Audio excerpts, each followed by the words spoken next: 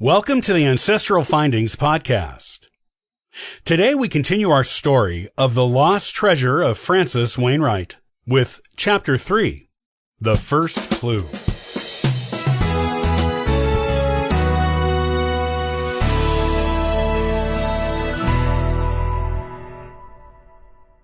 As we previously established, the lawyer told Mrs. Willock's rapt grandchildren, the woman in this daguerreotype is Jane Wainwright Cogswell, your grandmother's great-great-grandmother.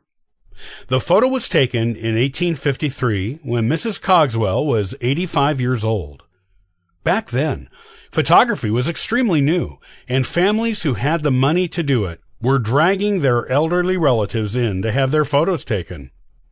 The younger generation recognized this as their opportunity to preserve an image of what their beloved older relatives really looked like, rather than an imperfect representation of them in a painting.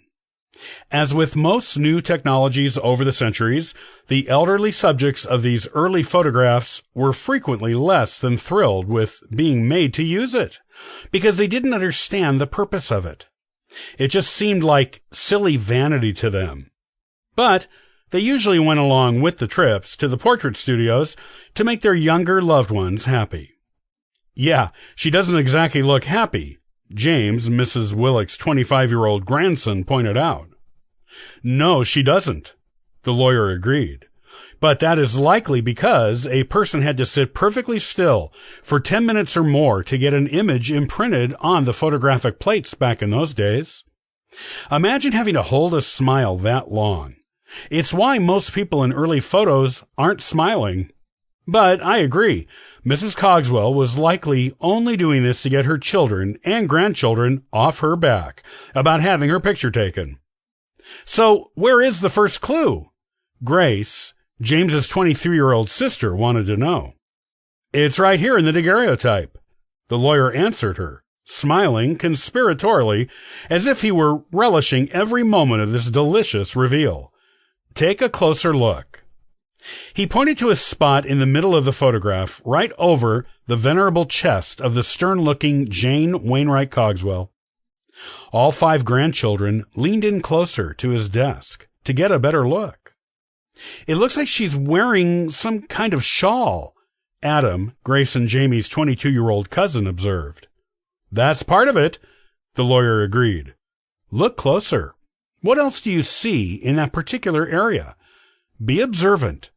Your grandmother was particular in her instructions on this matter that you be encouraged to discover new clues on your own.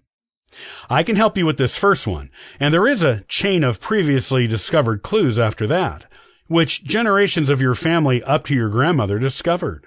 However, once you reach the end of that line, you're on your own on finding more. Don't be concerned, though. Your grandmother assured me there are more clues to be found. It's your generation's responsibility to discover them.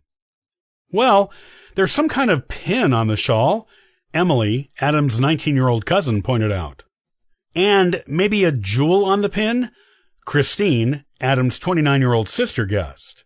It's kind of small, and the photo is blurry in places, so it's hard to tell. It looks like something with a square or oval shape on the pin is catching the light. Exactly, the lawyer said, beaming with pride. You guessed it. That pin, with a deep blue sapphire in it, belonged to Francis Wainwright's wife, Philippa Sewall.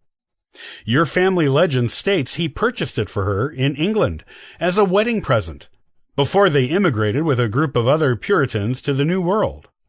It's been handed down your family line ever since, starting with the oldest Wainwright son, who gave it to his wife. It's changed hands through the male and female lines of the family a few times, but your grandmother was its most recent owner. Here it is. He reached into the top drawer of his dark mahogany desk and withdrew a small black velvet pouch. Pulling on the drawstring, he lifted out a black ring box and opened it, revealing the pin in its full color glory. Wow! Emily exclaimed. It looks so much bigger than it does in the photo. The shawl partially concealed it, the lawyer admitted. Plus, That daguerreotype is an original, and the originals were often quite small. Anything in them is going to look smaller than it is. This is actually a generously sized jewel in a solid gold pin setting. It's also a 17th century antique. Quite valuable. It's really cool, Grace said, nodding. Do we get to keep it? You do, the lawyer affirmed. You are responsible for deciding amongst yourselves who takes charge of it, and which of your lines it gets handed down. For now, it belongs to all of you. Awesome, Adam said with enthusiasm. But what does it have to do with locating the treasure? Isn't it supposed to be a clue? You are correct, the lawyer agreed. Spotting it in the daguerreotype and guessing it may be the clue was your first test, set by your grandmother. Now that you have it, you get her typewritten list of all the clues discovered by generations before you. The list includes details of how the clues were found, how one led to the other, and where your grandmother and her siblings and cousins thought the most recently discovered clue was pointing. When I give you the pin and the list, it will be up to all 5 of you to pick up the trail to Francis Wainwright's treasure where your grandmother and her generation left off. So it's kind of like a scavenger hunt, James mused. The lawyer nodded. Yes, except one that has been going on for nearly 4 centuries, and no one knows what exactly is at the end of it. It must be pretty valuable for people to have been searching for it this long, Christine mentioned. Either monetary value or valuable in a sentimental way to the family, like Grandma said in her note, Adam added. Well, I'm curious, Emily declared. I'm in on this search. How about the rest of you?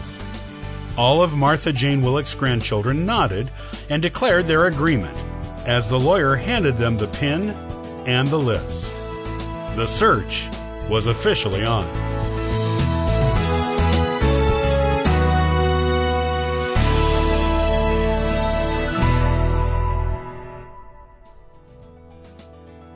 Thanks for listening to the Ancestral Findings podcast.